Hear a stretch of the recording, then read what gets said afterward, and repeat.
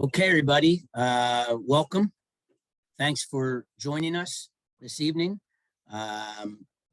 My name is Sam Bloom, and I'm the director of BT Camps. And of course, everybody knows Faggy, and she is the nursery camp director. And while the nursery camp and our travel camp and our STEAM camp are all under the umbrella of Beth Tefillah day camps, really, and Beth Tefillah as a whole, Beth Tefillah congregation and the school. The nursery camp is pretty much on its own with its daily routines and systems. And we were very lucky to connect with Faggy last year as we were ramping up and getting ready to have our first summer since 2019. And since then, the nursery camp has really continued to grow and blossom with Faggy at the helm. You will hear mostly from Faggy this evening. And behind the scenes, we have a few people who will be answering questions. One will be me. One will be Bryna Bernstein, who has been with the camp for over 20 years. And here are some of the names of our staff. And I actually think I went to like the second slide. So, so Bryna has been with us for many years. I'll be answering. Go back for a second. Go back. And then Faggy will also be answering. And then here's just a few folks that you just need to know.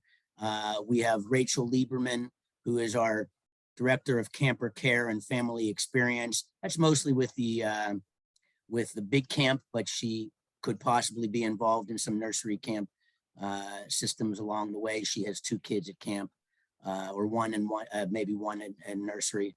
And Emily Levin, many of you know as a teacher at BT as well. She is our business manager. Bryna is our office manager. Larry Brash is our facility, our operations director. And then many of you know Coach Jen Postal, who works at camp and also, of course, works at school during the year. Now we can switch over. So here's a few things that we want you to know before we get started. Your questions can be typed in and will be answered generally in the order that they are received. Now, please make sure that you see at the bottom, there's a Q&A and there's a chat. Type your questions into the chat, not the Q&A. That way, everybody can see the questions if you select everyone in the drop-down menu. Your questions are important, and many other people probably have them, so everybody will see your questions, everybody will see the answers. Of course, if you have any private questions or any personal conversations you want to have with us, you can email Faggy, you can email me, you can email Bryna at any time tonight or even tomorrow or the next couple of days. Please don't send any questions after 7:50. We'll probably be done around 7:40. Last night we were done at 7:35, and we had a little bit more information there. So, but we will stick on the call until 8 o'clock to answer any following or follow-up questions. I'm going to stop talking and hand it over to Faggy. And oh no, I'm not going to stop talking. I still have one more piece to go. So as we begin to talk about some of the great additions to camp, one of the biggest additions that we're going to have this year for both camps, the big camp and nursery camp, is a BT app. Now, most of you are, have only been at camp for these last 2 years, either last year or this year. Now you may be on your second child or third child at the nursery camp, and you may remember in 2019 we did have a BT app, but then we didn't bring it back last year. It's coming back, and this is what it's going to be able to offer. You're going to receive camper updates and message notifications on your phone, program updates. You'll have high resolution photos. You'll be reminded about camp spirit days and special events. Faggy will be able to put her newsletter and her updates in there. You'll have pickup and drop off information and just general updates that will make things a lot easier. It's sometimes very difficult to get in touch with Faggy during the day, during the summer. So this will allow for better communication between the camps and nursery camp and the parents. And as we roll through the next couple of slides, go ahead. Did you took out the did you take out the other 4 slides that were behind it? Yes. It's fine. Yes, it's fine. So all that did was it just showed you a little bit of what the actual, looks like it shows what your cell phone, and it will have 2s and 3s and 4s. It'll have all the information packaged real nicely on the app. More information is going to come out with regards to the app mid to late May.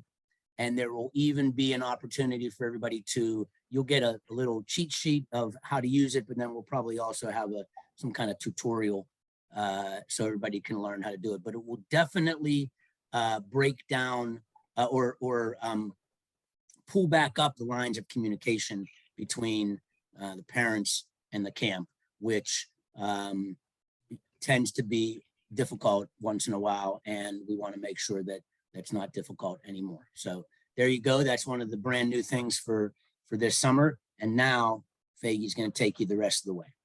All right. Hi, guys. I can't see you. I'm really sorry, but tell all your kids that I love them and I'm saying hi. All right. So I wanted to go through a few things about summer. It's kind of more of like a frequently asked questions, and especially things that I've been getting from phone calls. So obviously it tells me that you guys are worried about these things. And then you can type in your questions in the chat, and Sam will let me know if it's something that he's not totally sure of. Our camp is from 9 to 3 every day. So it is a little different from school. So that just throws people off sometimes. But we are going to be doing carpool just like we did last summer, and we've been doing all school year. That means doors open at 9, so the counselors will come outside. They'll let your kids out of the car. They'll gather as a bunk, and they're going to go inside as a bunk. The counselors will wait outside till 9:15 to get anybody, to make sure they get everybody in line. And then they're going to go inside and start their day and head over to the bunk. If for some reason you're running late, of course, that's fine. We are trying, for germ reasons, we'll talk about it later, we're not having parents into the bunks at all. So you would just walk your child to the office, and then I'll escort them, or one of the counselors will escort them to their bunk. Same as at dismissal, we're going to bring the kids outside. You don't have to park. You don't have to come in. Don't worry about it. For 1 o'clock kids who leave after lunch, we'll be outside by 12:45. For kids who leave at 3, we'll be outside starting at 2:45. And we'll bring the kids to you, so you don't have to leave your car in the lot or anything. And then for anybody who signed up, we do have an early drop-off and a late stay. Early drop-off starts at 8. Late stay goes all the way till 5. If that's something that you're interested in, I put Bryna's number. So please make sure to contact Bryna if that's something you want to add to the schedule that you currently have. So that is that. This is a sample. It's actually last year's schedule, as you see from the top. So what we did is we kept kids together by age, and they went through every day they had a special. We're running a very similar schedule this year. Our specials are changing days and are slightly changing the activities, but they will still have a music. They're still going to have gym. They're still going to have Kabbalat Shabbat. They're going to have water play. They're going to have nature, and they're going to have some sort of movement or a dance class as well. Just our yoga instructor isn't coming back. But as you see that the day is really, really packed. There's a lot of transitions. The kids, they come into their bunk. They settle in only for a few minutes. I mean, I told you we're coming in at 9:15. By 9:20, we're already starting activities. And, we're off and running. The kids are going to be exhausted. It is a very, very exciting day for them. They get to really use the facility in a way that we're not able to do during the year because we share it with, lower school, middle school, and high school. We have multiple gyms that are accessible to us, multiple fields to play on. Obviously, we use our playground. We also use the kindergarten's playground that has different elements on it. And it's almost like an amusement park for the kids. We really use the whole facility, and it's very exciting for them. The kids have a lot of space to move. They have a lot of space to spread out, and they really form this amazing miniature community in the building. It's really cool to watch them be in spaces that are usually safe for older kids. We do eat lunch at camp, and we do provide snacks. So a lot of people have asked about the food situation. We provide snack in the morning, and then you'll pack a lunch. It does need to be nut-free. That's the biggest thing, nut-free, guys. We are a nut-free facility. The kids eat in their rooms, which means we have to be very sensitive to allergies. We do ask that all lunches are pareve or dairy. If you don't know what pareve means, that means not meat. So like fruits, vegetables, crackers, things like that. And then obviously dairies. If you need suggestions, if you feel like you're at a loss for lunch, I am happy to talk to you. Always email me or call me.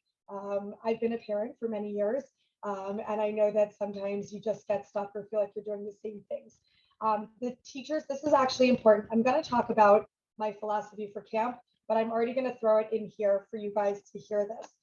We are very big on independence. We are really looking to teach them to be independent people, even though they're so young. So think of your 2-year-olds. We're going to have them come in. They're going to hang up their jacket if they brought one. They're going to hang up their backpack. They're going to bring their lunch into the classroom. They're going to be doing all these things for themselves. And we're going to be there guiding them. Our counselors are told to really have kids try things first. So this goes with lunches also, because some parents sometimes ask me why the sandwich came home, but the snack got eaten. We actually instruct our counselors as part of the independence is to allow the kids to eat what they want from their lunch. If they're hungry, they're going to eat. So that means make sure to pack things that you're totally okay with them eating, because we give them plenty of time to eat and we want them to talk and really have like a fun lunchtime. But we do encourage them to make choices for themselves. So please, please, please make sure that as a whole, whatever you see in their lunchbox, you're totally fine with them eating, because we are going to let them go at it. They want to start something, they want to move on to something else. That's kind of their way of figuring out what they like, what they don't like, the order of things. We will definitely push that, oh, you should try some more of your sandwich. How about another bite of yogurt? But we're not going to be just putting out a sandwich and keeping the snacks back, if that makes any sense. We're going to give them their entire lunchbox. All right. And I'm happy to talk about it. It does really go with their independence, I promise. Also, please send a water bottle every day. We refill them throughout the day. We have access to clean, cold water in all the classrooms and fountains. So if it looks like they haven't drank any water, it's usually because we've refilled it a few times. We do remind them at intervals throughout the day, and then we take them with us anytime we go outdoors. So they have access to water outside all the time. And Faggy, we don't have many questions right now, so I feel like we might be able to jump in on some of these as we're talking about specific topics. There was a question about whether, and I answered it. I really want to see if I answered it correctly. Lunch boxes or brown bag, both or either, whichever one they want. Which one is it? It's whichever one they want. All right.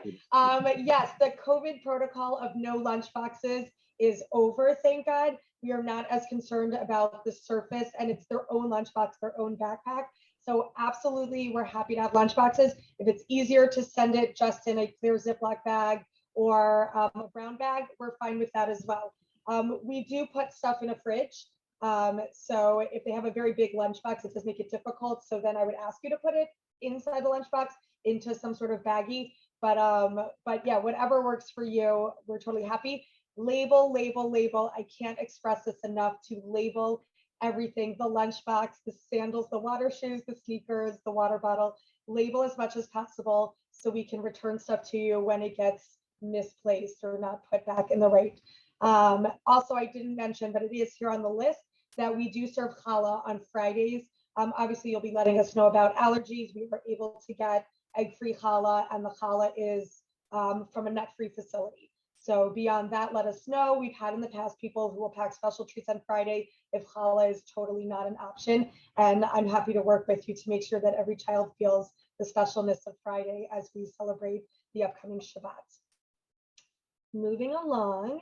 All right, so a few miscellaneous things. Every morning when you send your child to camp, we want them to already be in their bathing suits, already have their first batch of sunscreen on. You're going to be leaving a sunscreen at camp so we can reapply, and we do reapply it, but we want them to start the day with sunscreen on. They should also come always with their lunch and their water bottle. We're going to provide a snack.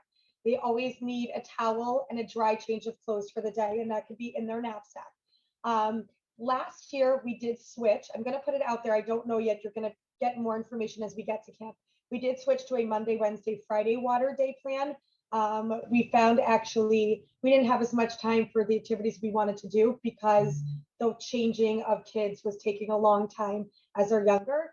So while we do love water play, we may change which days. If we do so, we'll let you know because they obviously can come to us the days they're not going to be playing in the water. For those who are new, water play is water tables and sprinklers. Unfortunately, we don't have a swimming pool, but they have an amazing time. We have a variety of toys and all the tables. They love the hose. We have multiple sprinklers. We create our own water slide using tarps and things. So the kids have a really, really good time. So yes, so bathing suit and sunscreen already on, lunch and water bottle packed, towel and dry clothes that are labeled. Every single item should be labeled in that bag of dry clothes, and the bag itself should be labeled. We try very hard that the kids should undress in one place and get dressed in the same place so they end in the same stuff, but it is very hard to keep track of 15 pairs of socks when they all look the same size and they're adorable. All right, so moving on, staff. That's a big question that I'm getting from people. They're asking me about adult staff and kids staff and ratios and things like that. So the way that nursery camp works is we have a variety of ages. We have a few teachers from the preschool, but I don't have enough teachers to have them on lead in every bus.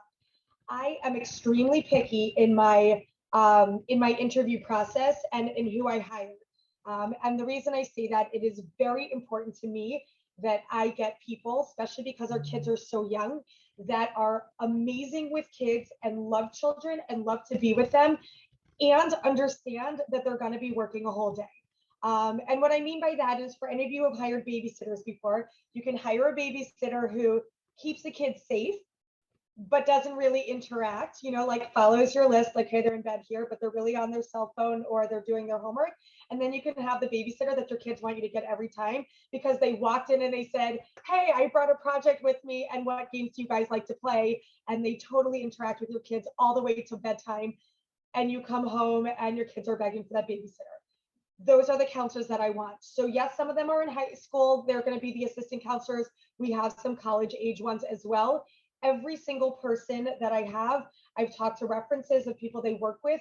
These are people that are passionate about children and also understand that these are children that have big emotions, that have big ideas, that have big thoughts, very similar to our preschool philosophy, that we are there to guide them. We're not there to force them to do things. We're not there to discipline them and to, let them know what I think. No, we're actually all there to work together as a community, adults, teenagers, college students, and students alike, that we are going to build these families in our bonds. We're working on independence. We want to make sure they have a great time.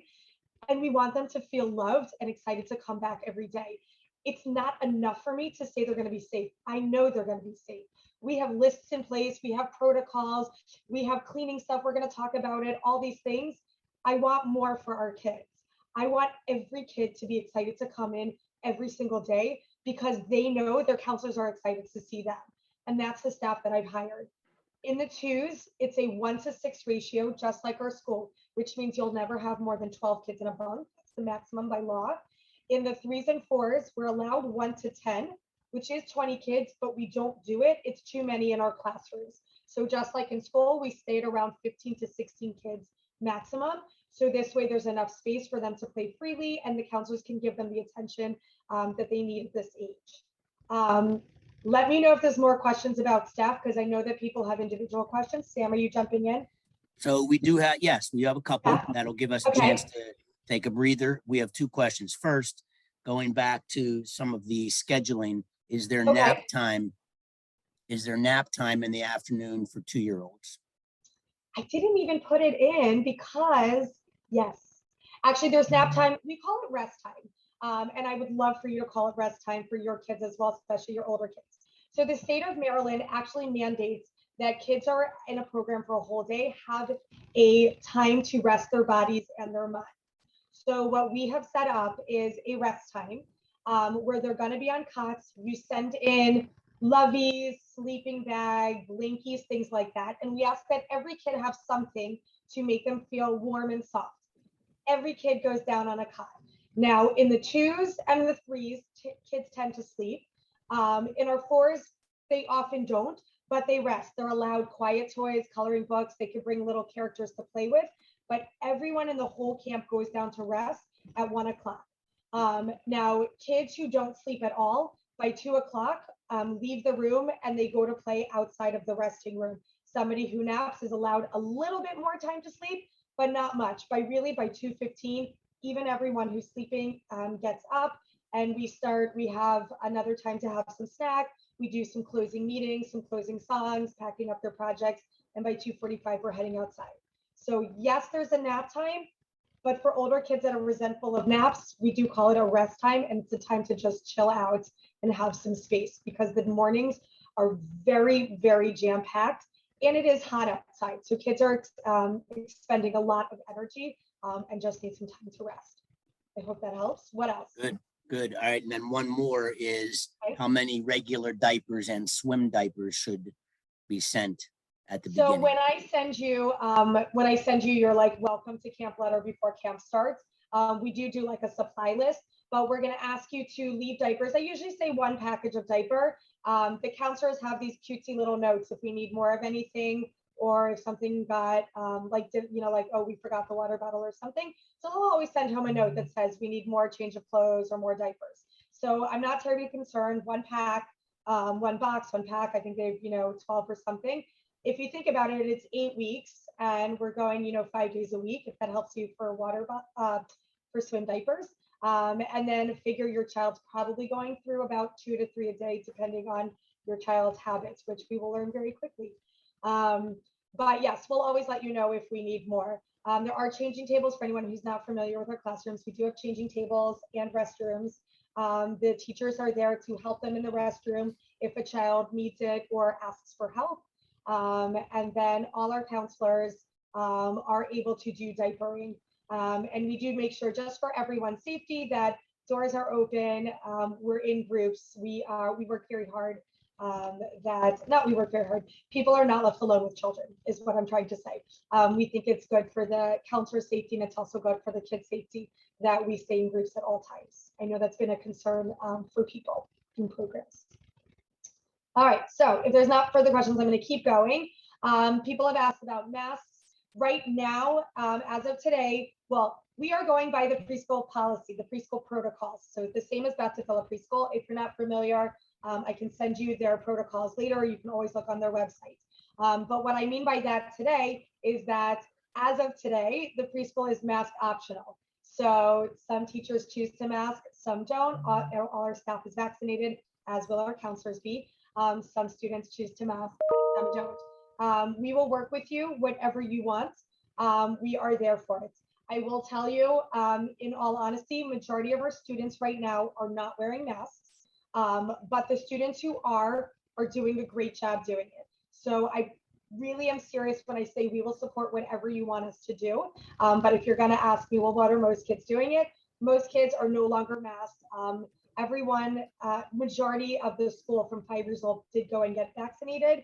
And in the preschool alone, we have yet to have any transmission of COVID. Kids have gotten it, and they've gotten it from older family members or relatives. We haven't passed it from child to child. So the big concern that we used to fear of what if a child has it and was in camp yesterday, we're not as fearful of that because we're just not finding that they're transmitting it. With that being said, we are sanitizing, we are washing hands every time we come in, before we eat, things like that. Obviously, if a child is sick, fever, vomiting, excessive runny nose and lethargic, if the nurse makes a call, we're not looking to spread other germs either. Just because it's not COVID, we don't want strep or the flu or things like that to go around either. So we are going to be careful of that. And we're going to work with our camp nurse to make sure that everyone is kept healthy. Visitors, because there is still some COVID precautions going on, we're not having people in our bunk rooms, and we're not having anybody but parents enter the building at all. So not having grandparents come visit or anything like that. Obviously, if you come late or if you need to pick up your child early, you'll come to the office and we'll bring your child to you rather than have you going into the bunk rooms. It's not on here, but if you're celebrating a birthday, because last summer that did come up, unfortunately, we're not having you come into the bunks, but we will Zoom with you. We've been very successful during the school year of having parents Zoom in. And I will let you know by summer if we even can meet you outside. We've talked about that in the preschool, and by summer, because of the nice weather, we may be able to meet a parent outside and celebrate a birthday outside. With that being said, we don't allow any food into camp that's going to be given out to the community. So we will buy or make or bake cupcakes, cake. We usually ask the birthday child what they prefer. We make it very special for them. The kids make a crown, the kids bake for them, the kids celebrate. The counselor really works to make sure that every child is celebrated. And then if you wanted to send in some sort of like an art project or a book to read over Zoom or outside, things like that, would be fine, but not food items. Okay, so we'll continue. Let me Yeah. jump back in real quick. Two more Yes, questions. And we're just jumping around a little bit. Is afternoon snack provided? So we don't usually do an afternoon snack because there's not that much time from when they wake up from their rest till we leave. But kids who stay for aftercare, we do ask to pack another snack. If we're finding, I guess I would say if we're finding that the kids are really waking up and they're hungry, we will have food because we have food in camp for the morning snack. So I would venture to say, yes, we have available. The counselors do usually end up just doing a freeze pop and not necessarily going to a whole like pretzel chip kind of thing. There just doesn't seem to be enough time. Okay, good. And there was one more, which was, do the kids who stay for aftercare stay until 5, do they rest longer? So unfortunately, they do not because we move rooms. The kids do get combined for aftercare. All the ages are together. So we aren't able to have them keep resting. They do need to get woken up so that they can move to the aftercare room. Sorry. Good. All right. It's an easy group. So that's all that I had. Good. I think what's happening is, as we get a little bit, we're now in our second full summer of camp, and as we get a little bit stronger and stronger, we just generally have less questions, and we start to click on all cylinders. And it's a start. A Jewish summer camp experience is very important for children, and this is where it starts at our nursery camp and then continues at the overnight or at the day camp.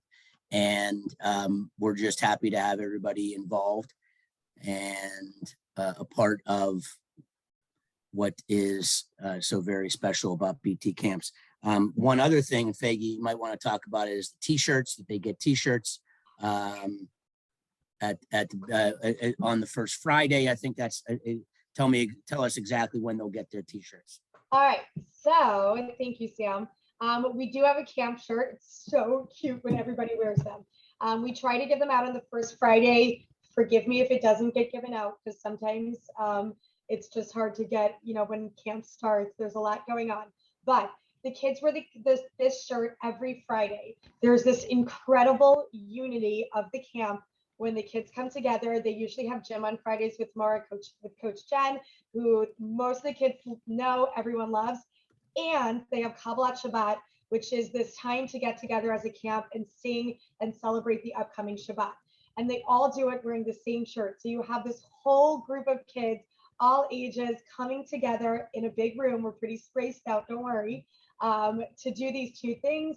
And there's like this real special unity that's built of, we call it Achdus or Achdut, when everyone gets together as one. So you'll get this shirt. It's part of the camp fee. It doesn't cost extra. You're allowed to bedazzle it any way you want. Some people like to cut it, change it. My kids love cutting the sleeves off. They're pretty basic. But you'll be getting it, and God willing, your kid's going to wear it every Friday and be part of the nursery camp club. Good. And and I just answered a question and wrote it to everybody, but the question was about, will they be able to meet counselors before the first day? So I wrote about open house on Friday, June 17th, from 12 till 3 at Old Court at the nursery school. And anything else you want to talk about with that? I'm so glad. Whoever's asking questions, you guys are doing a great job. I'm making them up on my own. I'm making them up on my own, and Thank that's you, not Sam. true. Not true. Okay, so because the nursery camp, the kids take a little more warming up to transition than some of our bigger kids. We do have a few more steps in place to get the kids excited about summer. Orientation is amazing. I always feel like orientation is more for the parents to see where their kids are going to be than the kids themselves. But what we do is we have the counselors make a time with you to FaceTime with your child before orientation. We get the bunk information to the counselors, and then obviously out to you guys. And they'll text you to find a good time so they can talk to your kids. Because one of the things that we found actually at school is when the kids get to talk to the counselors in their own home first, they feel very safe in their own home. And they're able to show the counselors stuff that they feel really good about, whether it's like a stuffed animal or their bedroom or their baby brother or sister. And they start without realizing having a conversation and building a connection with the counselor. So then when they come to orientation, they've already seen this counselor, they've already had this connection and the counselor could say oh my gosh, I remember your sister, remember you showed me your room, or things like that. And it really helps the transition into the bunk and to connect this counselor go a lot smoother. You'll get to see the bunk room. It'll be ready. It'll be beautiful. It'll be decorated. We're going to ask you for pictures of the kids. The cubbies will have pictures so the kids get excited to see their own face. We also ask for family pictures. We love having family pictures in the bunks. Another piece of their home life coming into the bunk that really helps them transition. And funny enough, the carpool drop-off is a huge help in transitioning. Kids have a much harder time separating from their parents when their parents walk in the building. Even just separating at the office, it's not even in the room. Kids are more hesitant and want to hold on to their parents. For some reason, when you let them out of their car, their first step into the building, they're already with the bunk. Camp has already started. They're already going. We have found the past 2 school years and summers that the kids just transition better. They're just okay to be at camp. They know that their counselors are there for them. They feel safe. They feel like if they needed anything, they have somebody to turn to. And it's really been incredible to watch such young kids grow up in front of our eyes and just really become campers. Anything else? Good. I don't see any. Nope, no chats, no questions. As I said earlier, if you have other questions, if you think of something tonight, didn't get it answered, just email Faggy or myself or both of us. We'll be happy to answer any of your payment questions. Can go to Bryna or Emily. And as we go in the next month and a half, we will continue to send you information. We'll be talking about the app and so many more things as we get ready for another great summer at BT camps. I appreciate everybody coming along and joining us. Faggy appreciates everybody as well. And we can't wait to see you this summer. Have a great week, everybody. Thanks for joining us, and thanks for being a part of BT camps. Bye-bye. Night.